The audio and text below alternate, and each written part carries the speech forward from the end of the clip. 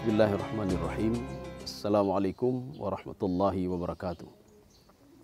Alhamdulillahirabbil alamin. Wassalatu wassalamu ala asyrafil anbiya'i wal mursalin wa ala alihi wa ashabihi ajma'in. Raditu billahi rabba wa bil islami dina wa bi Muhammadin nabiyya wa rasula. Rabbi syrah li sadri wa yassir li amri wahlul 'uqdatam min lisani yafqahu qawli. Allahumma ja'al jam'ana hadza jam'an marhuma wa tafarruqana min ba'dihi tafarruqan ma'suma. Qala Allah Ta'ala fil Qur'anil Karim wa huwa asdaqul qailin. A'udzu billahi minasy syaithanir rajim. Bismillahirrahmanirrahim. Ya ayyuhalladzina amanu kutiba 'alaikumus shiyam kama kutiba 'alal ladzina min qablikum la'allakum tattaqun. Para pemirsa sekalian yang dirahmati Allah Subhanahu wa taala. Kewajiban untuk berpuasa di dalam bulan suci Ramadan itu sudah tertulis di dalam Al-Qur'an ayat 183. Allah Subhanahu wa taala berfirman, A'udzu billahi minasyaitonir rajim. Bismillahirrahmanirrahim. Ya ayyuhalladzina amanu kutiba 'alaikumus shiyam kama kutiba 'alal ladzina min qablikum la'allakum tattaqun. Wahai orang-orang yang beriman, diwajibkan kepada kalian untuk berpuasa di bulan suci Ramadan. Jadi kutiba di sini itu maknanya furidhah, artinya difardukan dan diwajibkan untuk berpuasa di bulan suci Ramadan. Kama kutiba 'alal ladzina min qablikum. Rupanya puasa Ramadan ini sudah pernah diwajibkan juga kepada orang-orang sebelum kamu, kata Allah Subhanahu wa taala. Ini memunculkan beberapa pemahaman-pemahaman. Kalau kita memahami di dalam hadis Aisyah, jadi Aisyah mengatakan puasa yang diwajibkan sebelum kalian itu adalah puasa Asyura. Asyura adalah puasa 10 Muharram. Jadi dalam hadis Aisyah mengatakan orang-orang Yahudi dan orang jahiliyah dulu, mereka itu sudah diwajibkan untuk berpuasa puasa Asyura. Ini versi kalau kita lihat di dalam hadis yang diriwayatkan oleh Aisyah. Tapi kalau kita merujuk ke dalam tafsir Al-Baghawi, puasa yang diwajibkan sebelum diwajibkan kepada kalian itu adalah puasa Ramadan yang diwajibkan kepada orang-orang Nasrani. Rupanya orang Nasrani juga mereka diwajibkan puasa Ramadan selama 30 hari. Cuma masalahnya apa? Setiap datang bulan Ramadan itu, mereka selalu kewalahan masalah panasnya cuaca. Jadi akhirnya mereka sepakat untuk menjadikan puasa Ramadan itu baina syita wa saif. Jadi di antara waktu panas dan dingin ya. Jadi dia waktu itulah mereka menjadikan bulan suci Ramadan untuk berpuasa Ramadan. Maka sebagai kafarahnya, karena mereka sudah memindahkan bulan Ramadan ke bulan yang lain, maka mereka menambah 10 hari lagi. Makanya puasa Ramadan pada masa Nasrani itu menjadi 40 hari mereka puasa Ramadan. Ini versi tafsir Al-Baghawi. Artinya apa? Puasa kalian sudah saya wajibkan untuk berpuasa di bulan suci Ramadan sebagaimana saya wajibkan kaum-kaum terdahulu. Yang dimaksud kaum terdahulu adalah orang-orang Nasrani yang diwajibkan puasa oleh Allah Subhanahu wa taala. Kaum muslimin sidang jamaah yang dirahmati Allah. Secara tidak kita sadari, ini bulan suci Ramadan ini artinya ingin menggiring kita untuk beribadah kepada Allah secara zahiri dan batini. Ya, ini bulan suci Ramadan. Karena puasa Ramadan itu mengandung dua ibadah. Ibadah zahiri dan ibadah batini.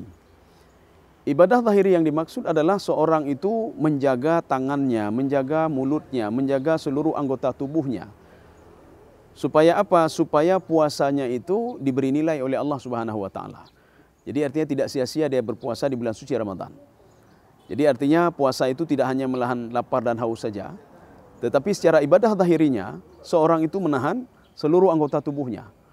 Jadi dia tidak tidak ngomongin orang lain, dia tidak melihat yang haram, dia tidak makan haram, dia tidak mendalimi orang lain, supaya apa? Nilai puasanya itu diberikan lebih oleh Allah Subhanahu wa taala. Jadi artinya tidak sia-sia saja berpuasa bulan suci Ramadan. Tapi dalam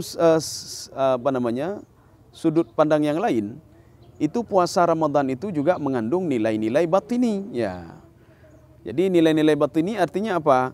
Kita juga harus ikhlas dalam beribadah. Kita juga harus sabar. Sabar itu ibadah batini. Makanya puasa itu mengandung dua ibadah, ibadah zahiri dan ibadah batini. Artinya seorang itu tidak cukup dia menahan pandangannya saja, tidak cukup menahan mulutnya saja, tidak cukup menahan anggota tubuhnya saja. Tapi harus juga menahan sabar, ya. Ikhlas beribadah. Jadi ini makanya ibadah puasa itu ibadah zahiri dan ibadah batini, ya.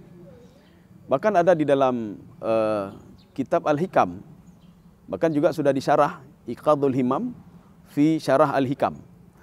Jadi dalam kitab Al-Hikam, kalau ada seorang beribadah, tangannya beribadah, kemudian mukanya beribadah, kakinya beribadah, dia seorang ahli ibadah, dia tahajud, dia baca Al-Quran dan lain sebagainya. Dan jika mengatakan juga, ana sufiyun, saya adalah orang sufi. Tetapi ketika itu, dalam waktu yang sama juga, hatinya dengki kepada orang lain. Artinya dia buruk sangka kepada orang lain. Maka di situ, di dalam kitab Al-Hikam itu dikatakan, yang dikarang oleh Ibnu Athaillah, fahuwa sufiyun kadzib. Dia adalah seorang sufi pembohong.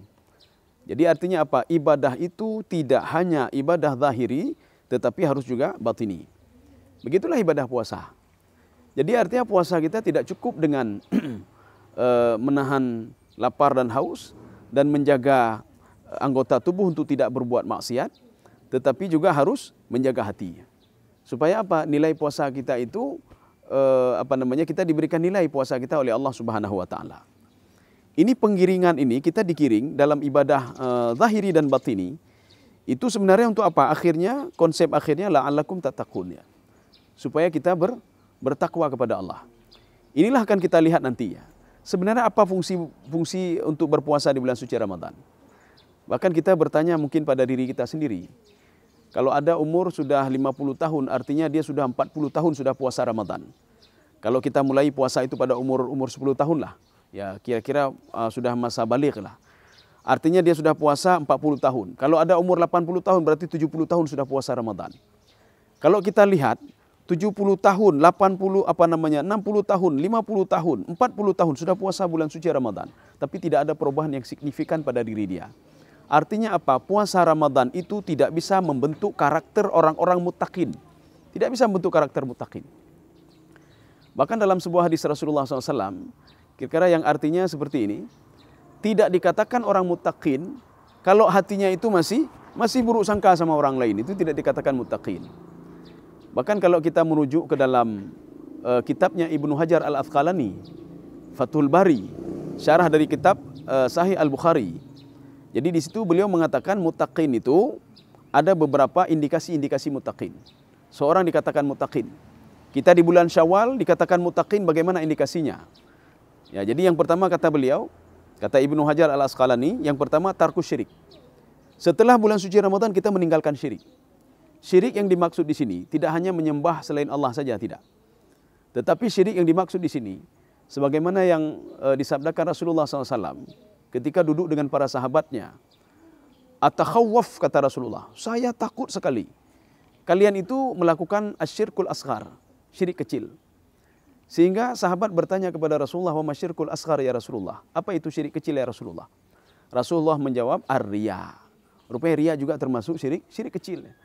Karena kita beribadah bukan karena Allah Subhanahu wa taala. Jadi tajridnya itu tidak ada.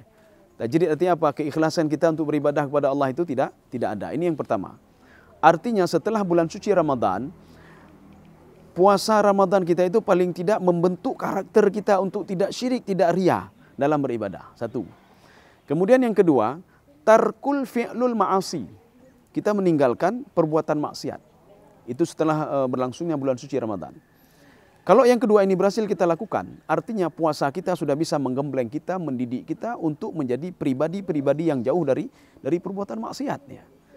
Ini dua. Tapi kalau seandainya masih berbuat maksiat juga, sama seperti bulan Sya'ban, bulan Rajab, artinya ya sama saja. Jadi bulan Ramadan ini tidak bisa membentuk karakter kita menjadi orang-orang yang menjauhkan diri dari berbuat maksiat. Kemudian yang ketiga, yang ketiga itu fi'lul hasanat ya. Kita mengerjakan kebaikan-kebaikan setelah bulan suci Ramadan. Jadi makanya ini 3 indikasi yang diberikan oleh Ibnu Hajar Al-Asqalani.